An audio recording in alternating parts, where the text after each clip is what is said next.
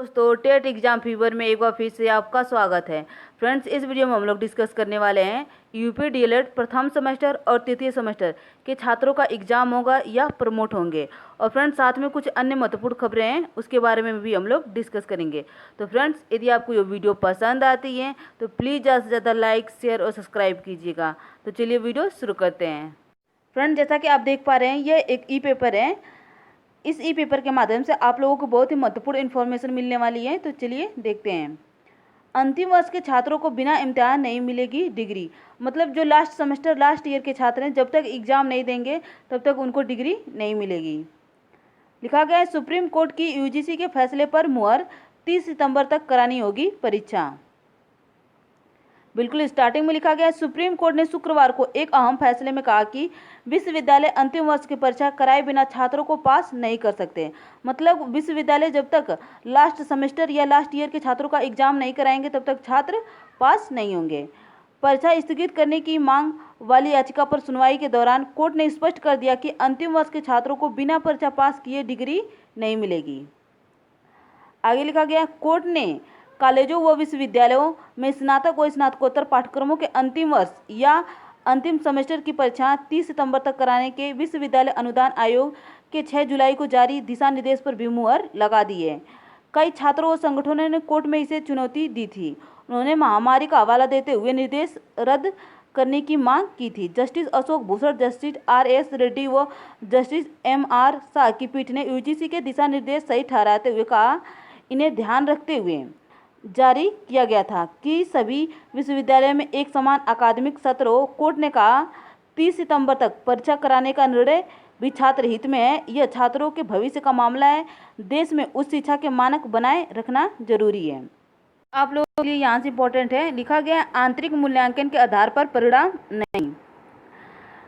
शीर्ष अदालत ने कहा कि आपदा प्रबंधन अधिनियम 2005 में राज्य प्राधिकरण को अधिकार है कि वह लोगों का जीवन बचाने के लिए कदम उठाए।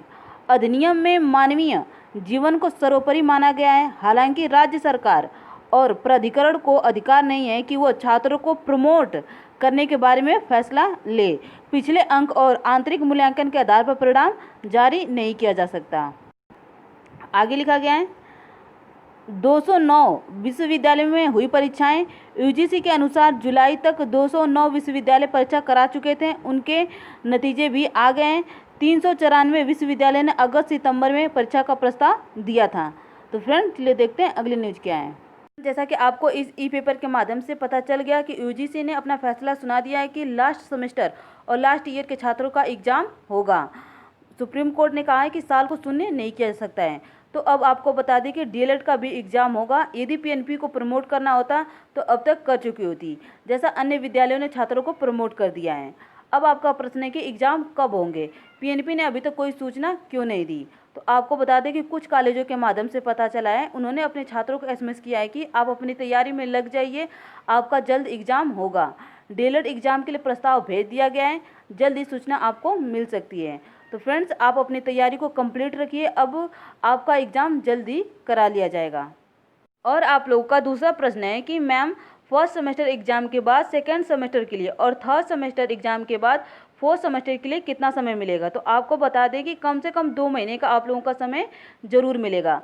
आप लोग ऐसा मत सोचिए कि आप लोगों को फर्स्ट सेमेस्टर के बाद तुरंत सेकेंड सेमेस्टर का एग्जाम हो जाएगा। आप लोगों को बीच में कम से कम 2 महीने का जरूर समय मिलेगा पढ़ने के लिए। तो आप लोग अपनी तैयारी में लग जाइए। तो चलिए देखते हैं अगली न्यूज़ क्या है। फ्रेंड, जो अगली न्यूज़ है डीएलएड की ऑनलाइन कक्षाओं के लिए है। लिखा गया है, निदेशक राज्य शैक्षिक अनुसंधान एवं प्रशिक्षण परिषद उत्तर प्रदेश लखनऊ सेवा में उप शिक्षा निदेशक या प्राचार्य, जिला शिक्षा और प्रशिक्षण संस्थान, समस्त जनपद उत्तर प्रदेश। दिनांक 28 अगस्त 2020। विषय है डीएलएड की ऑनलाइन कक्षाएं या व्याख्यान प्रसारित किए जाने के संबंध में। लिखा गया है, 12/5/2020 का संदर्भ ग्रहण करने का कष्ट करें, जिसके द्वारा अवगत कराया गया है कि एससीईआरटी द्वारा फेसबुक पेज के माध्यम से डीएलएड की ऑनलाइन कक्षाएं दिनांक 12/5/2020 से प्रसारित की जा रही है। तो फ्रेंड, जैसा कि आप सबको पता है कि डीएलएड सेकेंड सेमेस्टर और डीएलएड चतुर्थ सेमेस्टर की ऑनलाइन कक्षाएं फेसबुक पेज के माध्यम से प्रसारित की जा रही हैं। तदक्रम में दिनांक 31/8/2020 से 4/9/2020 तक प्रसारित होने वाली ऑनलाइन कक्षाओं या व्याख्यान के प्रसारण का विवरण निम्नवत है। लिखा गया है दिनांक 31/8/2020 सेमेस्टर रहेगा व्याख्यान और विषय रहेगा the right and light technology for learning for teachers and student. और फिर आपका सेकंड नंबर पे 31/8/2020 को सेमेस्टर द्वितीय रहेगा और विषय रहेगा हिंदी कविता शिक्षण। फिर आगे लिखा गया 1/9/2020 को द्वितीय सेमेस्टर का रहेगा और जो सब्जेक्ट रहेगा नैतिक शिक्षा। फिर आगे 1/9/2020 चतुर्थ सेमेस्टर और जो सब्जेक्ट है धातु एवं खनिज। और फिर उसके बाद आगे लिखा गया 2/9/2020 द्वितीय सेमेस्टर का रहेगा और जो सब्जेक्ट है प्राकृतिक संख्या। आगे लिखा गया है 2/9/2020 व्याख्यान शिक्षा की संकल्पना अर्थ एवं महत्व। तो फ्रेंड्स इसी प्रकार से है ये, इसको आप लोग को हम डिस्क्रिप्शन बॉक्स में दे देंगे इसका लिंक, वहाँ से आप लोग डाउनलोड कर लीजिएगा।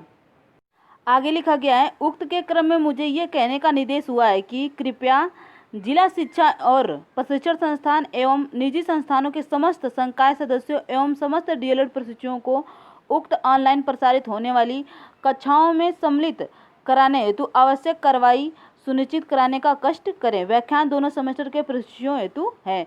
तो फ्रेंड्स ये था डीएलएड सेकेंड सेमेस्टर और डीएलएड फोर्थ सेमेस्टर के ऑनलाइन कक्षाओं के संबंधित नोटिस। तो फ्रेंड्स चलिए देखते हैं अगली न्यूज क्या है। फ्रेंड्स अगली न्यूज है डीएलएड प्रशिक्षु खोजेंगे भाषा और गणित के पिछड़े छात्र।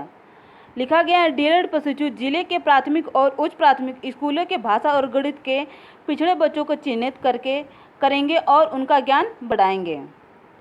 लिखा गया है जिला शिक्षा एवं प्रशिक्षण संस्थान में डीएलएड प्रशिक्षुओं के ऑनलाइन इंटर्नशिप कार्यक्रम के समापन पर डायट प्राचार्य देवेंद्र कुमार गुप्ता ने उक्त बात कही। उन्होंने कहा कि ऑनलाइन प्रशिक्षण को पूर्ण करने के लिए एससीईआरटी और प्रथम एजुकेशन फाउंडेशन के द्वारा ऑनलाइन मोड में एक कोर्स को डिजाइन किया गया है। इसके तहत भाषा और गणित में पिछड़े हुए बच्चों को चिन्हित किया जाएगा। डीएलएड प्रशिक्षु